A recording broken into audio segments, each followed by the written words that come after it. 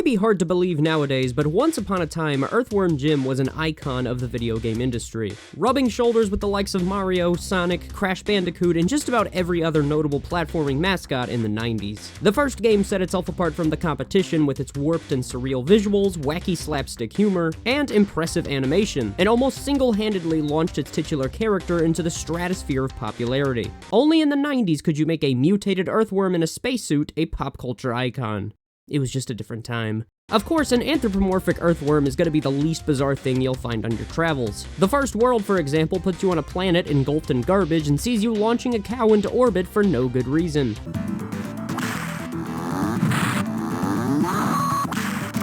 One of those two things is a global issue in the real world, and I'll give you a hint, it's not the garbage. I'm kidding. It is the garbage, but come on. Now, Earthworm Jim is, to put it bluntly, an extremely difficult game. And no, it's not just because it's a game that was released on the Super Nintendo era of consoles, it's because this game throws enemies and obstacles at you like it's in the midst of a manic episode. In other words, the enemy placement is just a little bit sporadic. Of course, most of the bosses don't hold back either. There are two exceptions to this. The first example is the one that most people often recall when it comes to anticlimactic boss battles. That, of course, being Bob the Goldfish.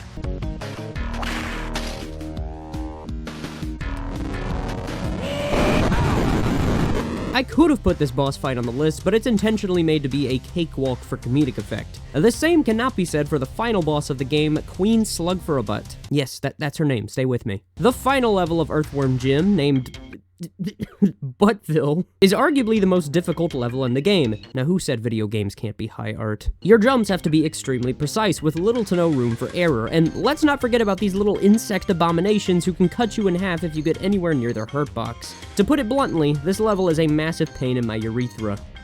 Or is that chlamydia? After frantically traversing through the level and seeing this screen more times than you can count, you finally make it to the final boss, the one who banished Jim's love interest to God knows where, the one that looks like the personification of eldritch horror, with a name that strikes fear into the hearts of even the most valiant of souls, Queen Slugforabutt. What the fuck are these names? Despite the rather absurd name, Queen Slugforabutt is an imposing and daunting antagonist, and is designed in stark contrast to Earthworm Jim's predominantly wacky and absurd art style. And just trying to get to her boss battle is a difficult task in its own right, as you not only have to survive the level, but you also have to unload on her pulsating butthole like it's your honeymoon, and then travel all the way back to her boss arena. However, once you finally get to her, Queen Slugforabutt is an absolute breeze. All you have to do is jump on this perpetually rotating platform and fire away as you circle around the boss and whittle away her health shot by shot. She does have an attack, which involves her sending a swarm of her bug minions to drain the player's health, but the problem is that the animation for her attack takes so long to start that you can effectively stun lock her without having a single bug sent flying in your direction. It's like the developers just decided to go easy on you after putting you through hours of rabid dogs, vicious crows, and the unwarranted cattle launching. However, if you have the Sega Genesis version of the game, the boss becomes even easier, as all you have to do is connect one head whip attack and then watch as she crumbles in defeat. But still, at the end of the day, regardless of which platform you play on, Queen Slugforabutt is such an undemanding boss fight, especially compared to most of the other bosses in the game. I say most because of poor Bob the Goldfish. But hey, at least he gets another chance to shine in the sequel.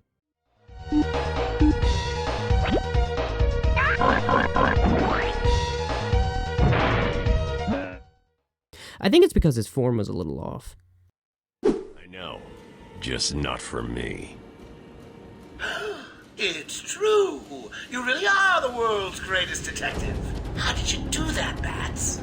Batman Arkham Asylum was a groundbreaking game when it was released back in 2009. Not just for the video game industry, but for the Batman franchise as well. See, up to this point, Batman never really had a proper video game under his belt, albeit with some exceptions. However, all expectations were exceeded when Arkham Asylum came out, a game that not only proved that licensed games could be influential and highly impactful experiences, but also kickstarted a trend where video game journalists would say shit like this in reviews. At its core, Insomniac Games' adventure strives to make you feel like Spider-Man. Of course, one of the highest praises that the game received was directed towards Mark Hamill's magnificent performance as the Joker. While this wasn't the first time that he played the character, it was certainly one of his best performances as the Clown Prince of Crime himself. He's twisted, sadistic, and is one of the core reasons as to why Arkham Asylum becomes flooded with some of Batman's greatest and most recognizable foes, and Victor Zsasz. Over the course of the game, you come face to face with numerous villains from the Batman universe, some iconic, some more obscure, and some that are packaged with tedious and aggravating collectibles. Yeah, you thought I wasn't gonna mention him, but I did. Of course, you get to duke it out with these aforementioned villains in a series of boss battles, and right from the get-go, you already know that the Joker is gonna be the final boss fight of the game. The question is, though, how do you design a boss battle based on the Joker? I mean, his relationship with Batman is what makes him such a nuanced and compelling villain. He might not have the physical prowess or the heightened sense of awareness that Batman possesses, but his thirst for anarchy and pure carnage is a perfect foil for Batman's pursuit of justice. And he's one of the few characters that truly does understand who Batman is. So what do you think his boss battle would be like in Arkham Asylum? Well, take your answer and throw it out the goddamn window, because steroids was the correct answer. The Joker injects himself with something called the Titan Formula, a serum that allows the user to essentially evolve into the Arkham Asylum equivalent of Machamp. Or Machamp? How do you pronounce that? Minus the 2 extra arms and an elemental affiliation. Firstly, this is disappointing almost solely due to the fact that this simply doesn't represent the Joker as a character. Going the cheap route and making the final boss this hulking, mutated version of the Joker, instead of giving the player something more in line with his character, was already a questionable choice from the get-go. But secondly, and this one stings way more if you ask me, the developers could have salvaged this by giving you a decent boss fight. Maybe something similar to the Bane boss fight scene earlier in the game, but just a little bit more difficult. But no, instead, the Joker sends out his goons to do a majority of dirty work, and when he finally gets near you, he just ponderously swings at you while you dodge his attacks and wait for him to get in a vulnerable position. And then, when you finally use the grappling hook to yank him down from his high ground, you just viciously beat this guy until he's nothing more than an absolute joke. You see what I did there? It's like David and Goliath, but instead of a sling and an underdog label, you've got a bat-shaped boomerang, explosive gel that is somehow not lethal, and enough money to make Jeff Bezos shiver in intimidation. Or maybe it's arousal, you never know. However, the Joker has had a couple more chances to give Batman an imposing and engaging boss fight. Right? Oh.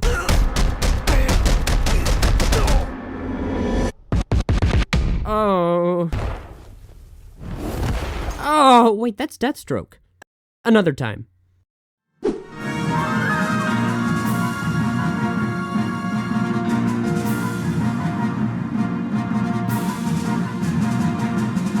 Kingdom Hearts is the bizarre amalgamation between Final Fantasy and Disney that sounds like something concocted straight out of a fever dream. Don't worry though, it's real, and let me tell ya, it works way better than it has any right to. One of my favorite aspects of the Kingdom Hearts series is traversing through the numerous worlds based on iconic Disney films. A fan favorite of the series is none other than Olympus Coliseum from 1997's Hercules, which has the distinction of being the Disney world with the most appearances in the series. In the first game, Olympus Coliseum actually takes a bit of an unorthodox approach to its design, being one of, if not the smallest world in the game, and is actually just a hub for the numerous challenges and cups that you can partake in. What are cups? Well, think of them as a mixture between a boss rush and an arcade ladder in a fighting game. But instead of a Russian pro wrestler or an ice-wielding ninja, you're stuck with Heartless who cosplay as pirates, ship included, and embrace their inner monkey, minus the excessive screeching and tendency to fling their own shit when provoked. There are multiple cups in the game, with one of the hardest being that of the Hades Cup, which you can unlock after completing all prior challenges in the Coliseum and sealing the keyhole of Hollow Bastion towards the end of the game. And given that Jasmine's in this game, she can let me seal her keyhole any day. You have to endure 50 waves of enemies, with every 10th wave culminating in a boss fight, and let me tell you, a grand majority of these are some of the most difficult that the game has to offer. So after pushing through wave after wave of Heartless, you'd expect the final boss of the Hades Cup to make the previous encounters look like small fry in comparison.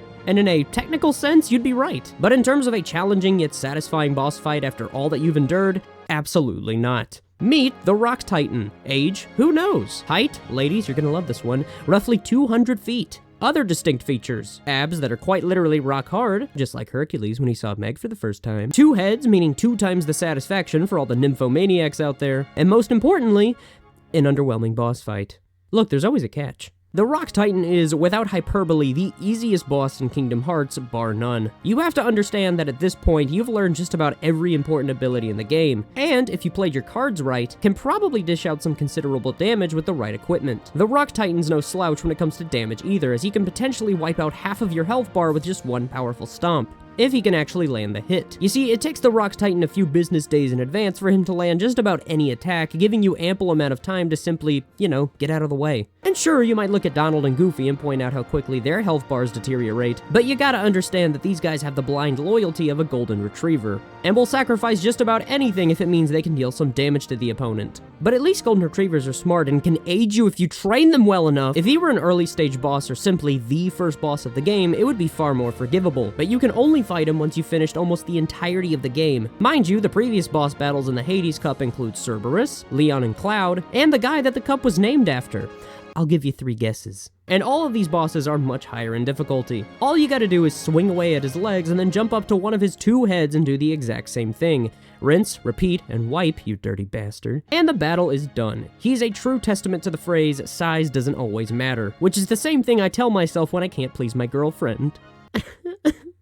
Maybe the Rock Titan is just easing you into some easier boss battles. I mean, after you beat him, there are 2 optional boss battles that become available in Olympus Coliseum. Shouldn't be too bad. Let's take a look.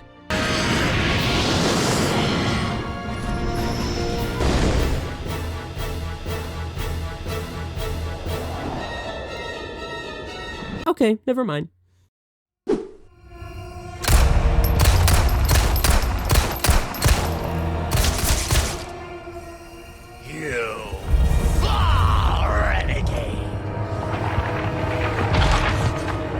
If you ask anyone what their favorite Resident Evil game is, Resident Evil 4 is often the one that comes into conversation. For damn good reason, mind you. It seamlessly combined 2 seemingly contrasting genres, horror and action, and the end result was a survival horror masterpiece that is considered one of the greatest video games of all time. And if you know anything about me, which you shouldn't, unless you're that bitch that's been blackmailing me. I live in your cul-de-sac, Susan. You should know that Resident Evil 4 is one of my favorite games of all time. Even if you don't like Resident Evil or survival horror in general, you probably love this game. I mean, this is the same game that lets you roundhouse kick and suplex infected villagers to death, only to then give you a reality check in the form of a deranged, chainsaw-wielding maniac with a burlap sack on his face named Dr. Salvador.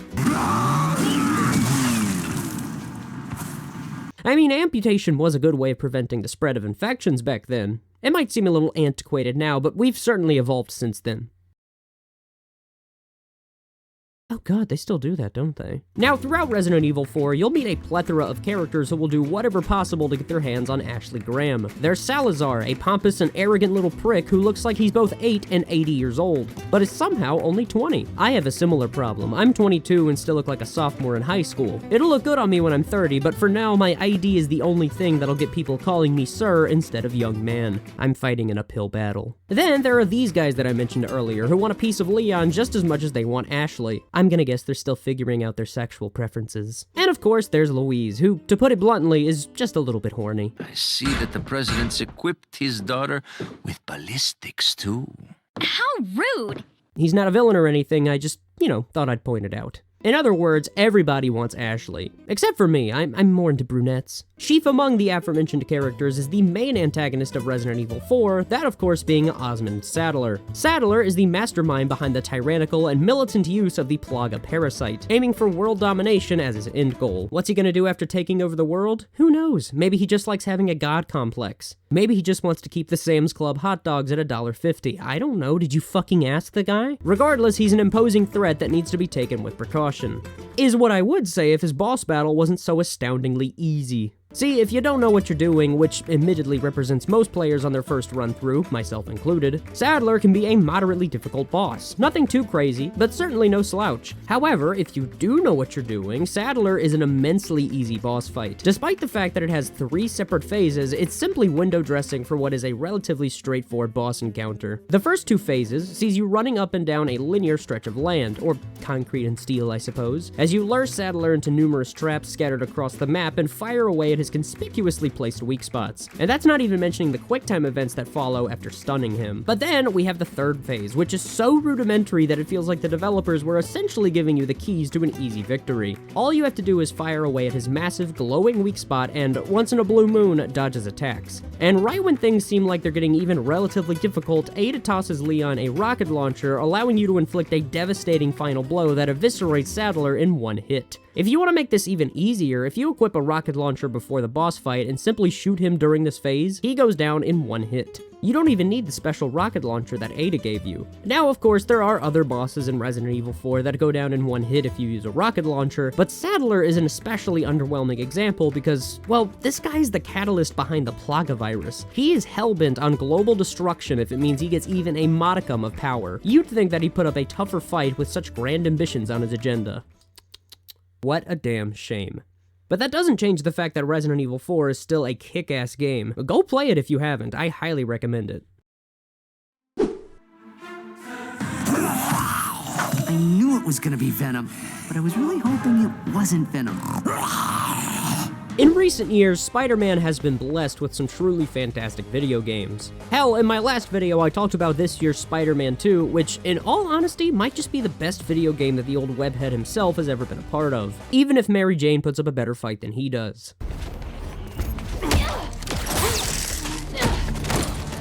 Yeah, I'm still not over that. Of course, when talking about Spider-Man video games, it's always nice to take a trip down memory lane and look at Spider-Man's more obscure and overlooked titles. Meet Spider-Man Friend or Foe. Released at the tail end of Sam Raimi's Spider-Man trilogy, Friend or Foe is a unique amalgamation of the Sam Raimi Spider-Verse and the comic book adaptations of the titular character. It sees Spider-Man teaming up alongside not only some of his greatest allies, but also his greatest enemies, hence the aptly named title. It's a little bit on the nose, isn't it? Friend or Foe isn't Spider-Man's best game, not by a long shot. But if you're looking to sink a handful of hours into a fun, if flawed beat-em-up adventure featuring the universe of Spider-Man, then this game is right up your alley. Now, in Friend or Foe, you're able to recruit some of Spider-Man's greatest enemies after beating them in boss battles. They are surprisingly eager to join Spider-Man after being brutally beaten by him, which tells me that the villains in this game suffer from an extreme case of Stockholm Syndrome. Is it concerning or convenient? It really just depends on your perspective. Of course, when I played this game at a young age, I was so pumped to be able to not only fight alongside Venom, but also face him in combat. Considering that he's one of, if not the most iconic villain in the Spider-Man universe, I'd imagine that a lot of people shared the same sentiment. The build-up to his boss fight is actually pretty damn neat. You go through a series of levels that take place in Transylvania, and at about the halfway point, you get to team up alongside Blade out of all characters, who is also on the hunt for Venom. I'll say it right now, Transylvania is probably my favorite location that you can visit in Friend or Foe. It's a stark contrast from the previously colorful and mostly innocuous locations that you've visited up to this point. Instead of tikis and sandy beaches, you've got unsettling abandoned churches, and enough gothic architecture to give a die-hard Tim Burton fan a persistent erection and a will to live. It's easily the coolest section of the game by a landslide. In the last section of Transylvania, you get to explore an abandoned church and fight your way through wave after wave of enemy grunts in the pursuit of Venom, who's waiting for you at the end of the level. He's easily the most imposing and terrifying foe that you've fought up to this point, and the pre-battle cutscene paints Venom as a vicious, daunting, and bloodthirsty enemy who will certainly put up a good fight. But then, you get into battle. Now, Spider-Man Friend or Foe doesn't exactly have the best or the most strenuous of boss battles, but the villains that you fought beforehand can be mindless button-mashing fun as you pummel them into next week. With Venom, however, you almost feel bad for the guy when you defeat him. Instead of a traditional boss fight, the developers decided to go against the grain for Venom. And by go against the grain, I mean you can complete the entire boss fight without having to lay a finger on the guy, which is probably for the best, because if you were to put your finger on him, it would probably be gone before you can even blink. Essentially, all you have to do is jump in the air and hit some bells enough times in order to trigger Venom's negative reaction to sound. You go in 3 different rooms, each of which increases the amount of bells by 1. In layman's terms, this means that all you have to do is punch 1 bell, go to the next room, punch 2 bells, go to the next room, and then punch 3 more bells. It's as simple as that. Now, while you're doing this, Venom is constantly trying to follow you and land some hits on you. At face value, this sounds like it would be a bit of an issue, a bit of a cumbersome obstacle perhaps. There are a couple of problems with this, however. Firstly, Friend or Foe's combat system allows the player to jump extremely high in the air and land 3 hits before falling back to the ground. However, when you land aerial combos, you don't at all move vertically, meaning that you can simply jump up, land 3 hits, fall down, and then repeat ad nauseum. This wouldn't be bad at first glance, but the problem is that Venom's AI just doesn't know what to do when you're in the air and hitting the bells. So he just kind of stands there and watches as you exploit his only weakness. And whenever he does get his slimy hands on you, he usually just does a very brief and low damaging attack that does just about as much damage as a dry fart.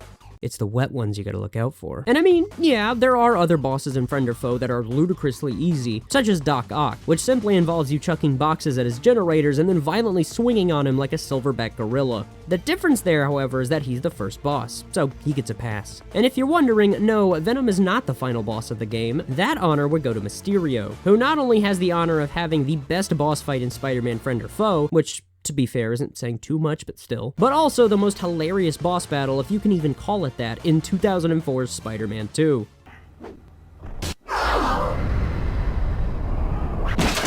Whoa, that was sick, dude! At least they would both receive a pretty impressive upgrade in this year's Spider-Man 2, but not without being relentlessly mocked by their cohorts for their past efforts.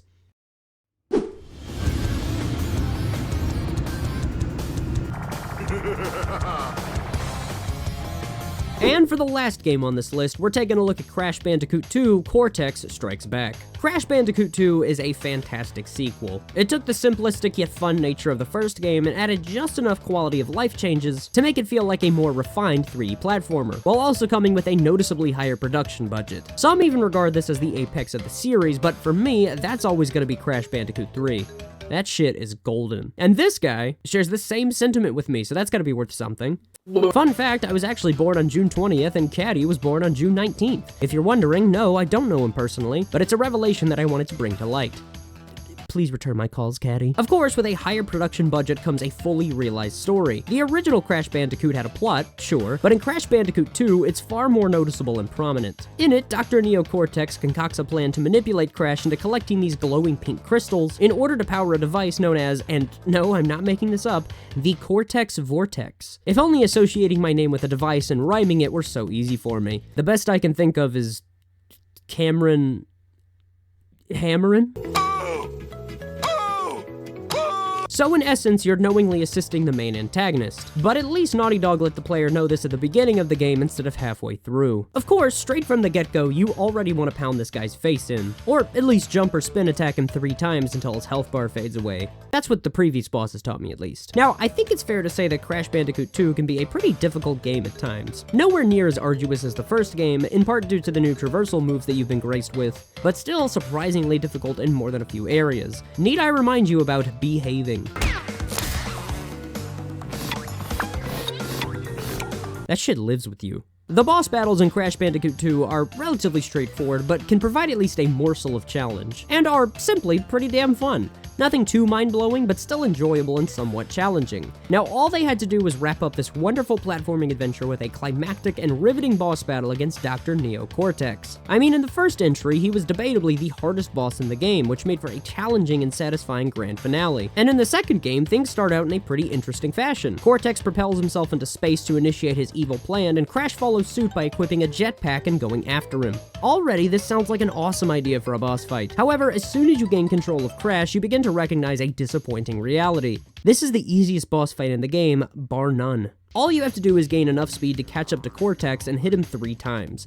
That's about it. Sure, there are obstacles blocking your path, but you can dodge them fairly easily given your reaction time is somewhat reliable. And even if you do get hit, Crash doesn't immediately die like he does in other boss battles, and instead just gets knocked back a bit, giving you ample time to catch up to Cortex and deliver the killing blow. To add insult to injury, the boss fight that precedes this is the battle against Jin, which I would wager is the most difficult boss fight in the game by a grand margin. But, you know, it makes sense. I mean, despite the malicious plan to trick Crash into doing his dirty work, and being seemingly hell-bent on world domination, he has shades of modesty and humbleness, so I probably should have been expecting an easy fight. I see that Ripperoo failed to prove much of a challenge yet again.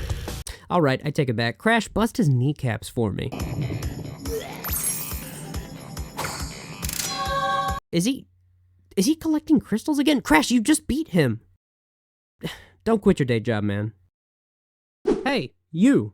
Watching the video, yes you, I see you.